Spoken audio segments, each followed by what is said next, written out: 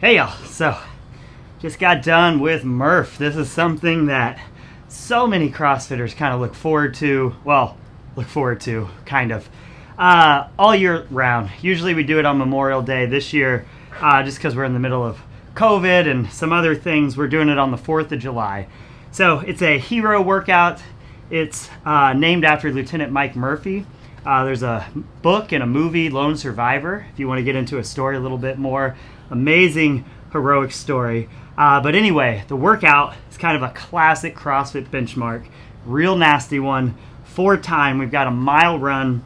Then when you come back in the gym, you have 100 pull-ups, 200 push-ups, 300 air squats. Then you have another mile run. If you're going RX and you've built up to it and you have a lot of training experience, maybe you do this workout with a 20-pound vest if you're a guy, or a 14-pound vest or a ruck if you're a girl. So there's a lot of different ways we can do it. So before we get into that, the main thing I want to kind of get through to everybody, unless you've done this multiple times or unless you've done something similar to this, then you probably shouldn't be doing this one as it's written on the board. We should probably be scaling it down. We've got a lot of doctor friends across the world, and what they know of CrossFit is on Memorial Day, a bunch of CrossFitters come in with rhabdo. So this is a good time to kind of remind everybody that when we have a high effort muscle fatigue thing, like pull-ups and push-ups, mixed with a really long workout, so working to muscle failure and then continuing to work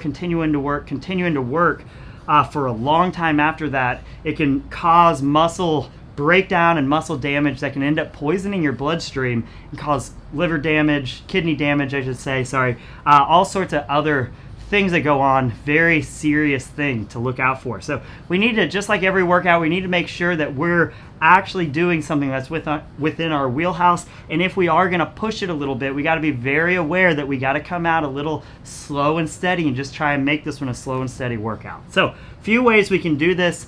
If this is your first time doing it, a lot of people choose to do half Murph. So half of the runs, half of the reps here, half of the runs. You can do 3/4 Murph. You can do full Murph without the vest.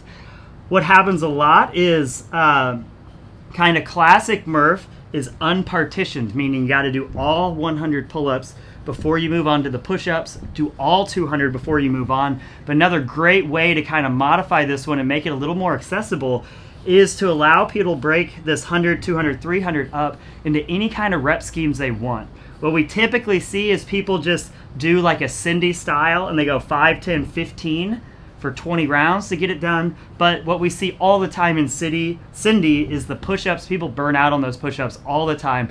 So in our opinion, a much, much, much better rep scheme would be going 5, 5, 10, 5, 5, 10, 5, 5, 10 until you're out of pull-ups. What is that, 20 rounds? Then you're left with going 5 and 5, 5 and 5, 5 and 5 for another 20 rounds. But then that gives you those breaks in the push-ups and it's much, much more manageable. If you're going all in a row, you have to be extremely conservative. You just have to be so patient.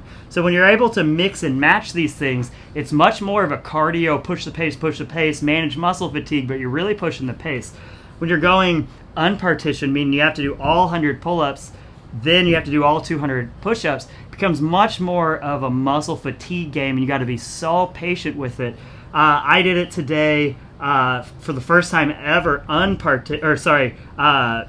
forget how to say it, but 100 pull-ups, 200 push-ups. Did the first time that way, and what I noticed is I was not really that out of breath the entire workout. I was more just managing that muscle fatigue, and I was down to doing like singles on the pull-ups towards the end, singles on the push-ups, and it's just about how fast can I and consistently go to chip away, but nothing happens fast.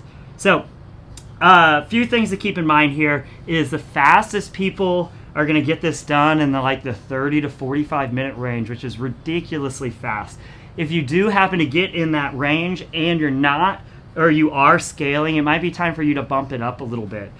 Just to give you kind of perspective of how different this workout is when you break these things up however you want, or when you have to go one then the other, is I think mine with the vest, breaking it up however I want, is like 38 something. And then today when I did it unpartitioned, then I I think it was an hour and 6 minutes, and I started to cramp pretty bad on the last run. So the last run had to turn into like walk run, because every 10th step my leg would cramp up and I'd have to kind of walk it out a little bit. So I was trying to push it, but also just manage my legs cramping up.